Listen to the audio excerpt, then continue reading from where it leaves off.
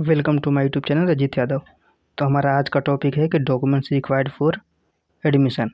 Admission के time पर आपका जब डॉक्यूमेंट वेरिफिकेशन होगा तो उस टाइम आपको कौन कौन सी डॉक्यूमेंट्स की ज़रूरत पड़ेगी, तो आज हम इसकी बातें करेंगे। अगर इसमें से कोई भी डॉक्यूमेंट्स आपके पास नहीं हुआ तो आपको उस चीज़ के लिए प्रॉब्लम हो सकती है।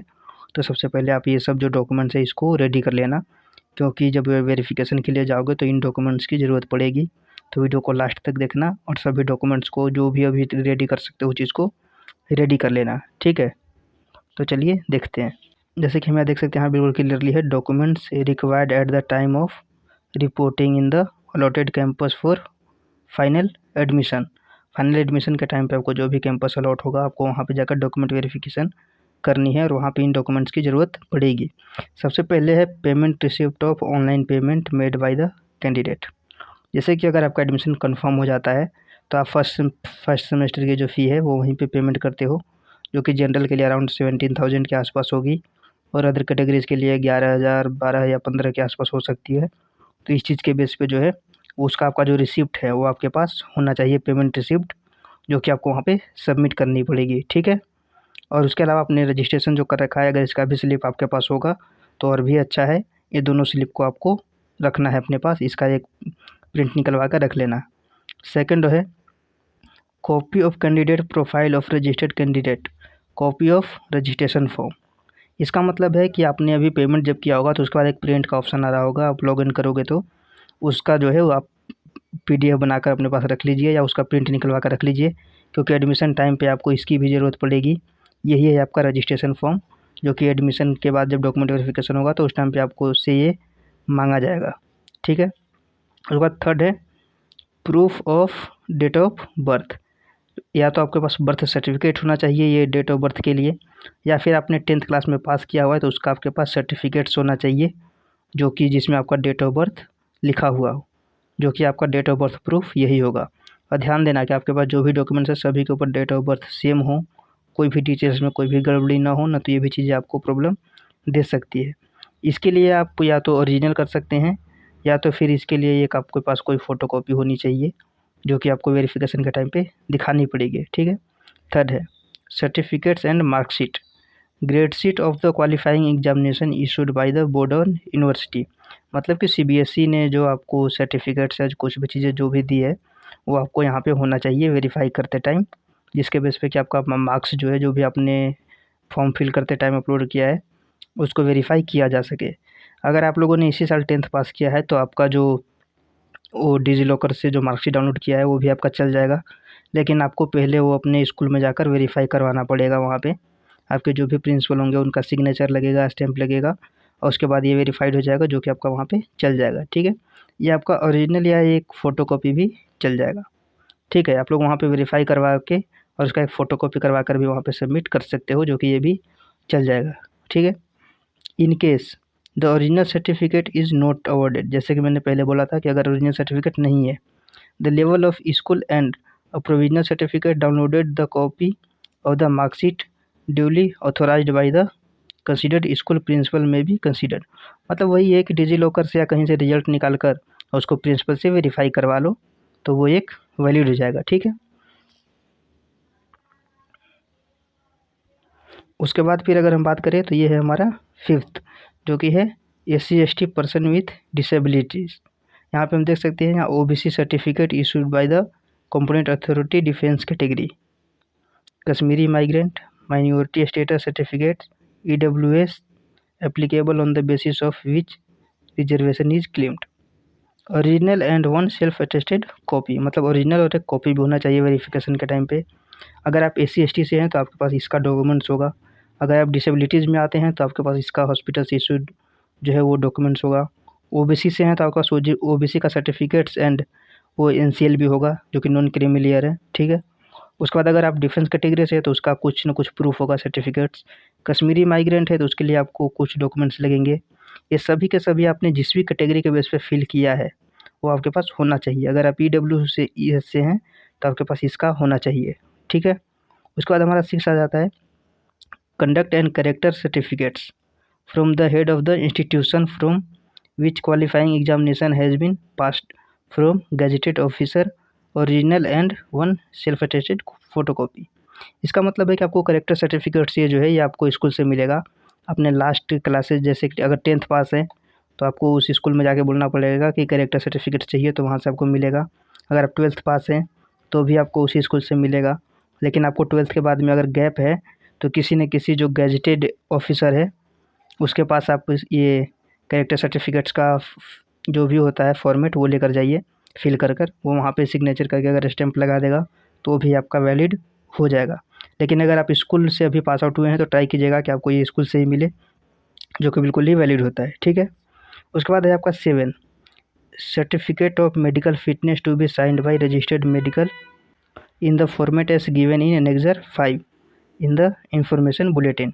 जो आपका इंफॉर्मेशन बुलेटिन है उसमें एनेक्सर 5 में जो है मेडिकल सर्टिफिकेट दिया हुआ है, उसको आपको किसी भी MBBS डॉक्टर से या किसी से भी फिल करवा कर और वो वैलिड हो जाएगा। फिल करवाना है, उनका सिग्नेचर स्टैंप लगेगा तो आपका ये मेडिकल सर्टिफिकेट से जो है वो बन जाएगा कि आप बिल्कुल फिट हो, आपको कोई भी मेंटली या फिजिकली प्रॉब्लम नहीं है, जिसके बेस पे कि आपको ये मेडिकल सर्टिफिकेट्स वैलिड हो जाएगा। ठीक है। उसके बाद आपका 8 आता है ट्रांसफ़र सर्टिफिकेट्स। ट्रांसफ़र सर्टिफिकेट्स या लिविंग सर्टिफिकेट जो है या माइग्रेशन सर्टिफिकेट्स, ये जो है ये आपका एक ओरिजिनल और एक कॉपी चाहिए जो कि आपको वेरिफिकेशन के टाइम पे काम करेगा। इसका मेनली यूज़ यही है कि जैसे जो लोग दिल्ली के बाहर से होते हैं उनके लिए ये TC जो है वो रिक्वायर्ड होती है। ठीक है। उनके लिए TC जो है वो रिक्वायर्ड होती है, उनको ये चीज़ की ज़रूरत पड़ती है, क्योंकि जो भी बाहर से आते हैं उनके लिए माइग्रेशन जो है वो एक रिक्वायरमेंट बन जाती है। ठीक है। या फिर अगर आप चाहो तो इसको सीधा CBSE से ऑर्डर करके भी मंगा सकते हो, ऑनलाइन फॉर्म फिल करके, तो आपको वहाँ से भी ये रिसीव हो जाएगा, या फिर आपको स्कूल वाले भी ये चीज़ प्रोवाइड कर सकते हैं। ठीक है। अब उसके अलावा कुछ इंपॉर्टेंट बातें हैं जो कि अब हम देखेंगे। जैसे कि हम यहाँ पे देख सकते हैं, यहाँ पे नोट है, ये जो है ये इंपॉर्टेंट बातें हैं। ये ऊपर जो भी हमने देखा वो एक नॉर्मल है, जो कि कोई भी जनरल से हुआ या फिर किसी भी कैटेगरी से है तो उनके लिए है।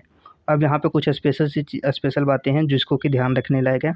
इसका फर्स्ट पॉइंट अगर हम देखें तो the OBC non creamy layer certificate shall be valid on the date as admission. If latest OBC certificate is available then NCD is not required.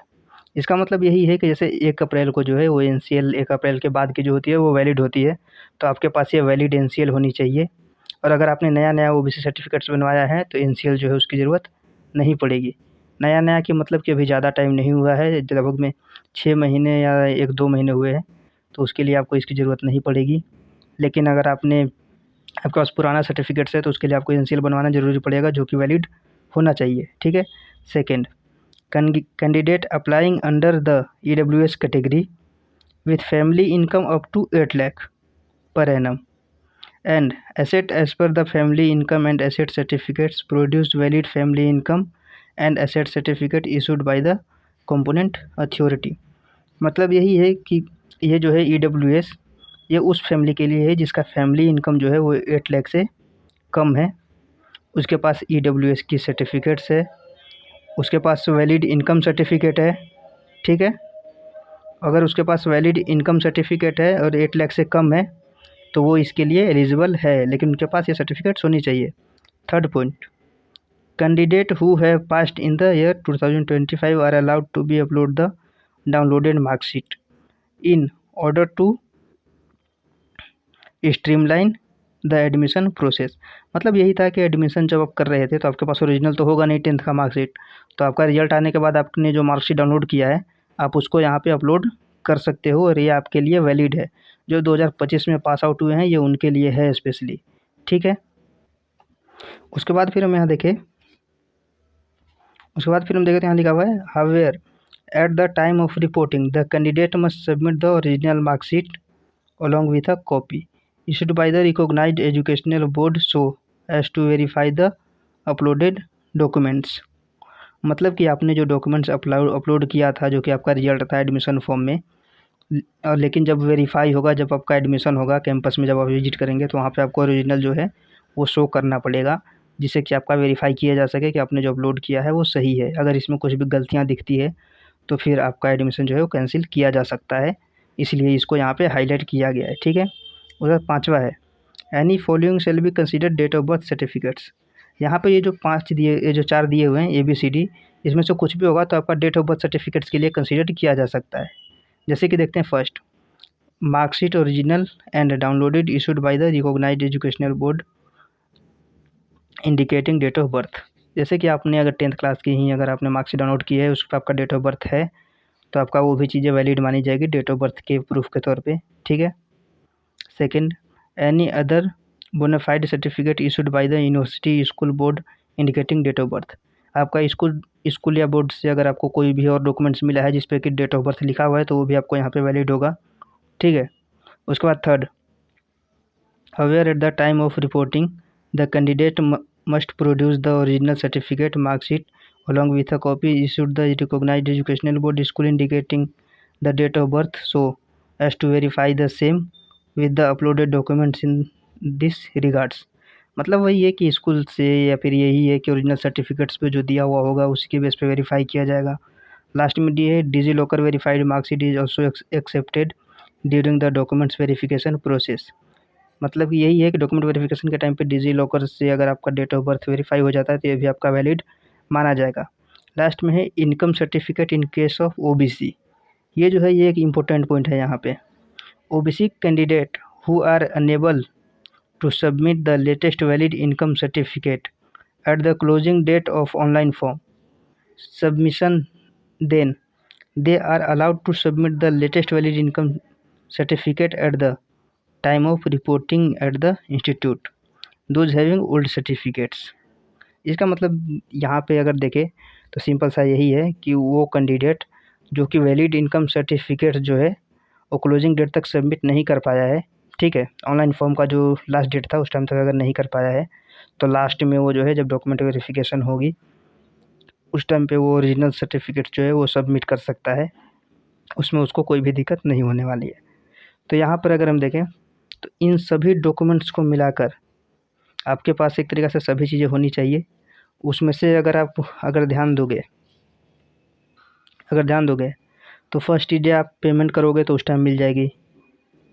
Second है जो कि आप डाउनलोड कर लोगे जो भी आपने एप्लीकेशन फॉर्म फिल किया है। डेट ऑफ बर्थ के लिए आपके पास 10th क्लास का कुछ ना कुछ प्रूफ होगा ही होगा। ठीक है। अगर फोर्थ पॉइंट देखेंगे तो आपको यूनिवर्सिटी से मार्कशीट मिल ही जाएगा। तो आप और अगर आप किसी भी कैटेगरी से हो तो आपके पास उसकी सर्टिफिकेट्स होगी ही। अगर आपने फ़िल किया है तो आपके पास उसकी सर्टिफिकेट्स होगी ही। अगर आपने ओबीसी से फ़िल किया है इसका मतलब कि एनसीएल भी आपने कुछ ना कुछ फ़िल किया होगा, NCL number, OBC certificate number, जिसके बेस पे कि आपने एडमिशन फॉर्म जो है उसको फ़िल किया है। तो ये सभी डॉक्यूमेंट्स रिक्वायर्ड है। ठीक है। तो अब मिलते हैं नेक्स्ट वीडियोज़ में जिसमें कि जो मेन प्रॉब्लम्स है उसको अब हम क्लियर करेंगे, जो कि आप लोगों के जो भी डाउट्स है उसको धीरे धीरे करके क्लियर करेंगे। ठीक है। तो मिलते हैं नेक्स्ट वीडियो में।